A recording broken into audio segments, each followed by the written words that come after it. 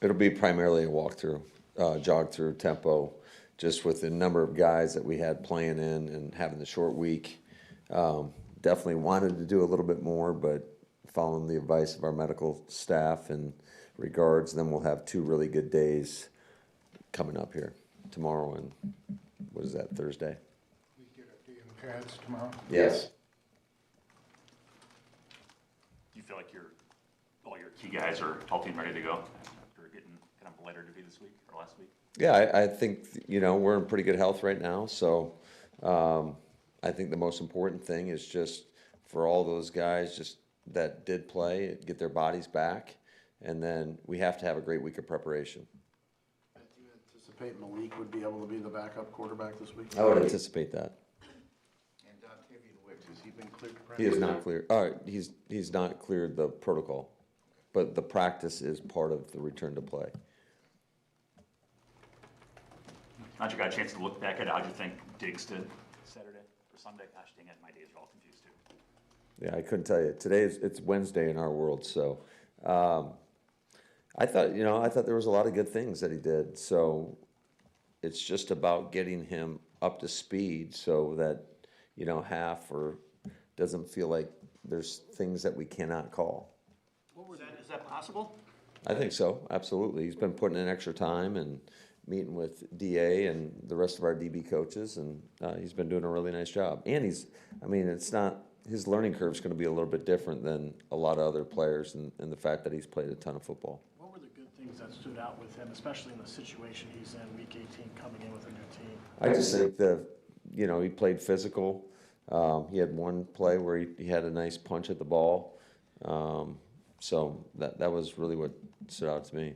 How much have you talked to the team and showed them the tape from 3 weeks ago? Was it just the day after and put it to bed? Do you bring up a lot of those same things this week? No, absolutely. We always kind of just talk about some of where our focus needs to be and things that we have to do better, and just what the opposition is going to present.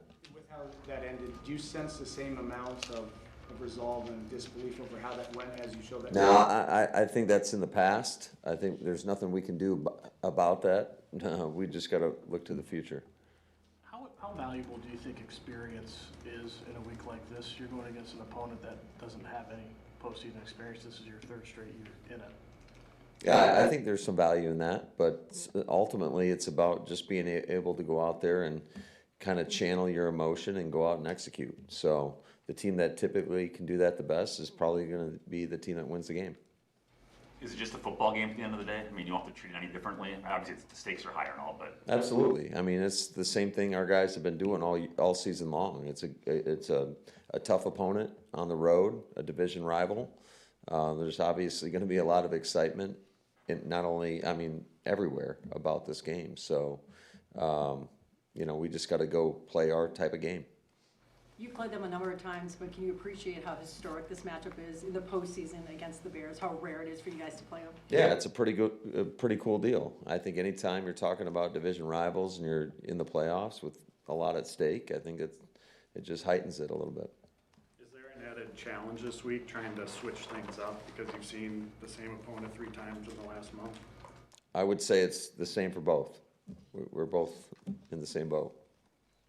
Hey Matt, you always talk about taking advantage of your opportunities. Did you think Sorrell, Cox, and Colin Oliver did that? Can you use them a little bit more in this game? Yeah, potentially. I think they definitely showed well. I was really impressed with their style of play, their effort, and their ability to go out there and make some plays. So I thought all 3 of those guys did a really nice job. Josh had 4 carries against Baltimore, didn't play last week. What kind of shape is that in the end? Is this not as fresh as he's been in some time? I think that's a better question for Josh. I'm sure you guys will get an opportunity to ask him later, but he seems like he's in great spirits. What would it do if you guys could get Zach Tom back for the first time in a month? Well, I think that'd be a huge get. He's our most consistent offensive lineman. He's one of the best, I think, in the league and at his position. And so, yeah, that would definitely be a boost. Do you expect him to play Saturday? I would expect him. Yeah, you've had a number of games down the stretch, 6 games, I think you've had well over 300 yards. But has there been anything you feel like has been just missing from the offense that you would like to see taken to another level? I know the red zone is one issue where you had some issues. You just took the words right out of my mouth, Spoon. I mean, you got to finish. You got to score touchdowns in the red zone, and that's the bottom line. I think it doesn't. You can move the ball in between the 20s all day long, but you have to finish drives, and you can't have, just every play is so pivotal down there. You can't have any mistakes. There's no wasted plays. It just sets you behind the sticks. And, I mean, that's not where you want to be against this defense. What's your message to your pass rush guys on trying to get Caleb on the ground? You've had pressure, but you haven't been able to get him on the ground. Yeah, I mean, he's dynamic. He is dynamic back there, and his ability to make people miss, get out of the pocket, make throws from in the pocket. I think he's playing really, really good football right now. He definitely has progressed over the course of the season. I think some of those throws he's made are there's not many that can make those. Hey, Matt, where do you think your defense post Micah's injury is at? You said last week, just do your job, don't try to do more than you're supposed to. But on the flip side of that, you also need to do your job better, even if you're not trying to do more. Where do you kind of evaluate your defense going into the postseason? Yeah, I mean, certainly there's been some tough moments and some things that we got to learn from and get better at. But I do like the headspace we're in going into this game, and ultimately it's going to come down to the execution. I mean, we got to do a great job, and it's all 11 being on the same page. This is a really talented offense. They got a great offensive line, and it's a challenging scheme. So we need everybody at their best. You've obviously been busy, but I know you're really close with Raheem Morris. Have you had a chance to contact or reach out to him since what went down in Atlanta? Yeah, I've talked to Raheem. Certainly never want to see that. You never want to see it, period, but especially for one of your closest friends. And just, I thought he did a really nice job, with that push at the end of the season. Is there any thoughts to using him as an extra set of eyes for the playoff run? I mean, everything's up in the air, but I have not talked to him about that.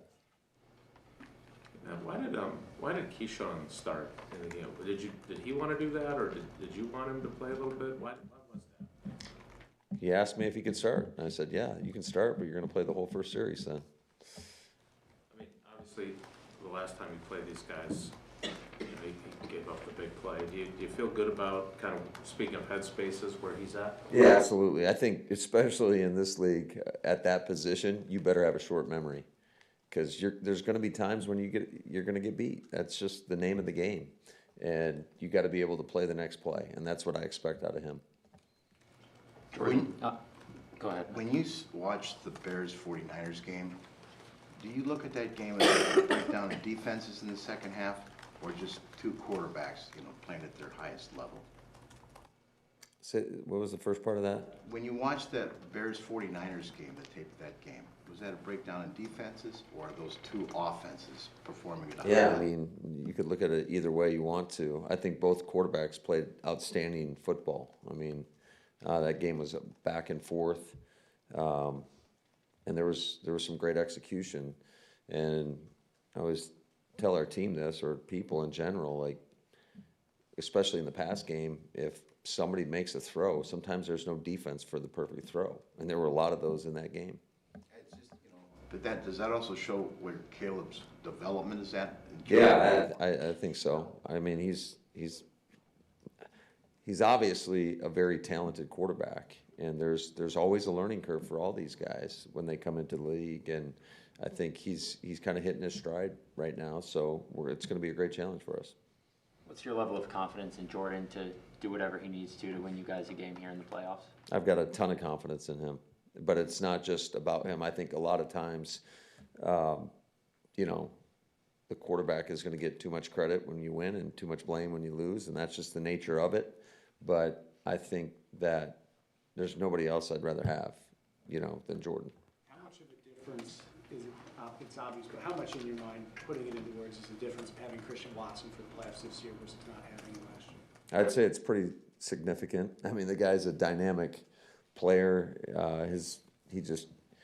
He he changes how defenses can play you, because you have to account for him on every play, because he's just capable of that explosive playmaking ability that he has. With Jordan, how much of a workload did he have last week in practice, and how did he look in that workload? He looked good. He looked good. He had, I would say, a pretty normal workload, so he looked good. Did you guys pay any attention to Bears prep or Bears film? It seemed likely that this would be the matchup last week. Maybe. Now, where do you think you were going in that last Bears game before Jordan got hurt? I mean, did you feel good about the way you were playing offensively? Missed the play down at the goal line pass. Yeah, it was. Yeah, I wish we'd have called a different play. I mean, at the end of the day, but we didn't, and just missed it. I thought. I mean, we're moving the ball, but again, it comes down to what we talked about earlier. You got to finish in the red area, and unfortunately, kicked enough field goals to get us beat, or didn't score at all. In that instance, when you look at it, when you don't convert on a fourth down, we had a fumble. I mean, that's 2 turnovers in the red area. Matt, I know this is one of your favorite parts of your day when you get to talk to us. I'm curious philosophically, do you intend, like McCarthy used to say he was boring by design. Obviously, some coaches decide to get to the podium and say things that might poke their opponent. Do you make a conscious effort to avoid that kind of stuff? How do you kind of approach this part of your job? I just try to give you as much honesty as I can. So, and as much transparency as long as it doesn't hurt our football team. Matt, being so, both games against Chicago came down at least to the final play, or at least that final series. Crunch time, it's 2-minute drill, 1-minute drill. How do you approach that in practice? Is that something you really focus on, knowing the last two also came down to crunch time in that last 2 minutes, 1 minute? Yeah, I mean, 2 minutes are part of our process each and every week. So certainly I think there's an added emphasis in regards to just when you play good football teams, you can't have wasted plays, and that goes in every phase of the game. So just how you best combat that is you got to be dialed in. Everybody's got to be on the same page every play, because you just never know which one's going to be the significant play in the game. Being so this late in the season, do you add in any new wrinkles to that 2-minute, 1-minute thing? We'll have to wait and see on that. Is Willis healthy enough to take all the 2 snaps? And if so, do you have him this week? Tell him, play like Williams and get out of the pocket whenever you can and try to make throws. We'll see. I mean, I got to go out and see how he's feeling, and he's progressing back, so we'll see where he's at. 2 more, please. Is it different having Jordan now as opposed to a couple of years ago entering a playoffs? Like, do you game plan differently? Do you play call differently just because he's kind of been there and done that with the experience that he's got? I don't really think back to those moments too much. I'm kind of trying to stay in the moment right now and just kind of where we're at. And I would tell you this, that I've got so much confidence in not only him, but everybody around him to go out there and execute the way I think we're capable of executing. So, I don't know. I definitely didn't answer your question there. I guess does experience matter? I mean, not that he's played 50 It playoff does, games. I think it matters, yeah. I think it matters. Just you try, when you get into these situations, you try not to make it more than what it is. And it's, for us, for our mindset, it is the next game. Do you pull on past moments in the postseason, though, when you are putting together your prep for this week? Like, this happened in this situation on this stage, and that's going to factor in? No, I don't think you can. I think you learn from every situation, but I don't think you can. You're comparing apples and oranges the way I look at it. It's different opponents, different circumstances, different matchups. You got to take it for what it is.